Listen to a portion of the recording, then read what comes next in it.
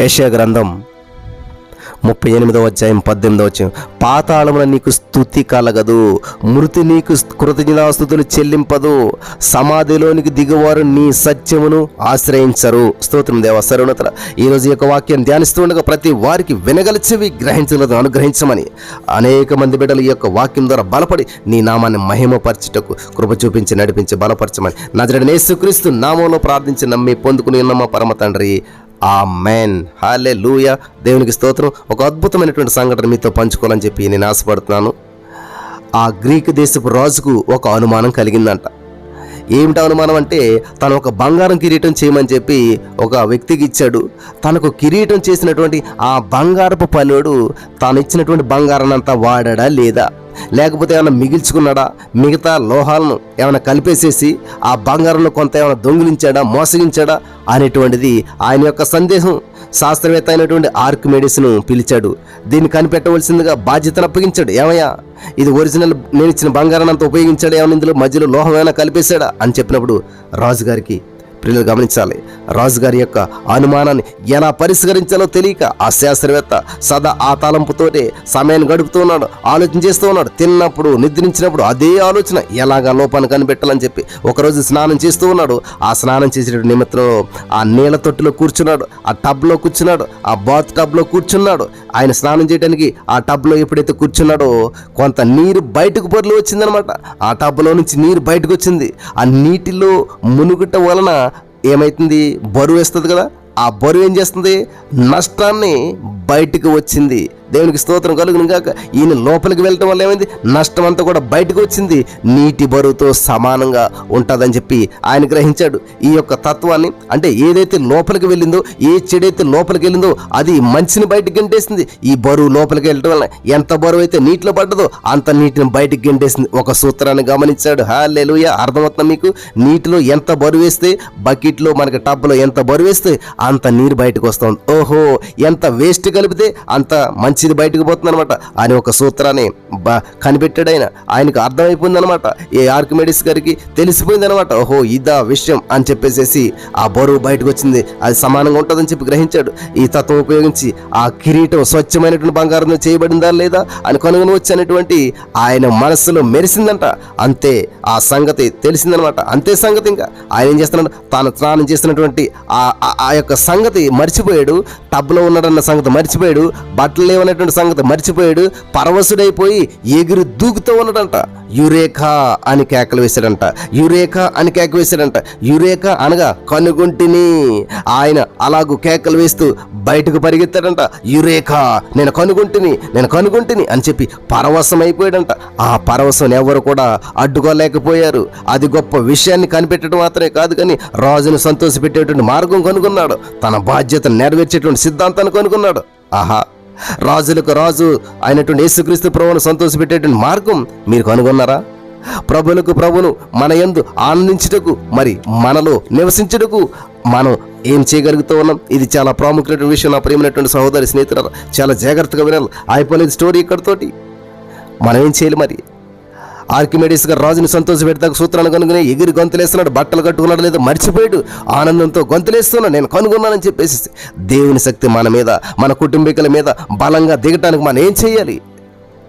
దేవుని స్తుతించాలి. హల్లెలూయా. దేవుని కొనియాడాలి. సంతోషంగా ఆయనను ఆరాధించాలి. పూర్ణ హృదయంతో ఆయనను మహిమపరచాలి. దానికంటే గొప్ప సంతోషం ఈ లోకంలో ఏమీ లేదు. కనుగొంటిని స్తుతించట్లో ఉన్నటువంటి ఆనందాన్ని మరి రాజు అయినటువంటి దావీదు ఆనాడు కనుగొన్నాడు. యెహోవా మందసం దావీదు ఉత్సవంతో తీసుకుని వచ్చినప్పుడు అతడు నారతో నేయబడినటువంటి ఎపోదు ధరించిన వాడై శక్తి కొలది యెహోవా సన్నిధి నాట్యమాడాడు. 2 సమూయేలు 6:13-20 మీరు చదువుకోండి.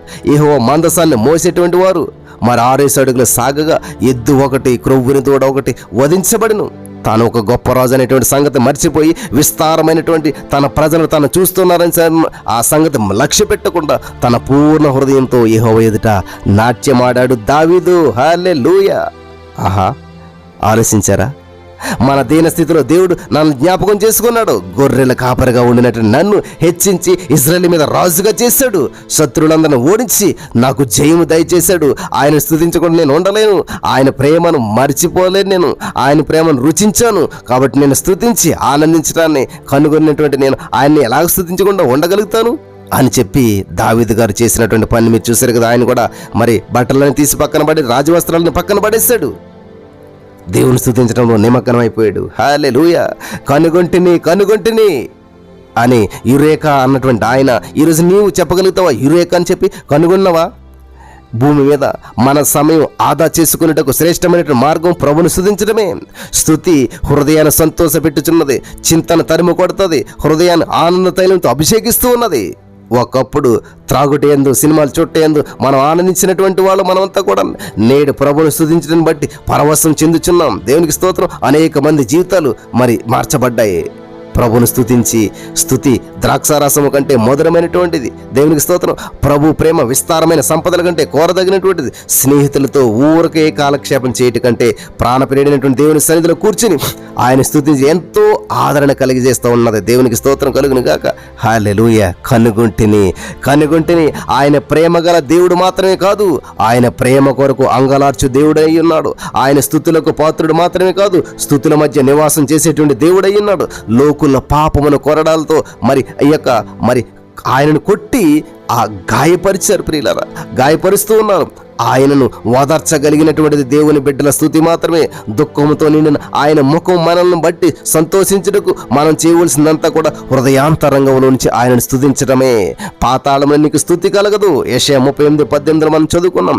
మన్ను దేవుని స్తుతింపదు, ఆయన సత్యమును గురించి విచారించదు. కీర్తన 39 చూస్తూ ఉన్నాం. మృతులను మౌన స్థితిలోనికి దిగిపోవారు యెహోవాను స్తుతింపరు. 115 కీర్తన 17 వచనంలో మనం చూస్తున్నాం. మేమైతే ఇది మొదలుకొని నిత్యము యెహోవాను స్తుతించదము. కీర్తన 115:18 మనం చూస్తూ ఉన్నాం. సజీవులే కదా దేవుని స్తుతించుదురు. నీవు సజీవుడువా? అయితే దేవుని స్తుతించాలి. ఈ దినమున మేము సజీవులమై నిన్ను స్తుతించుచున్నాము అని యెషయా 38:9 మనం చూస్తూ ఉన్నాం. మన బ్రతుకు దినములన్నీ కూడా దేవుని స్తుతించాలి. హల్లెలూయా. మన బ్రతుకు దినములన్నీ కూడా దేవుని స్తుతించుదుము గాక. ప్రభు మన ఎడల కోరుకున్నది అదే.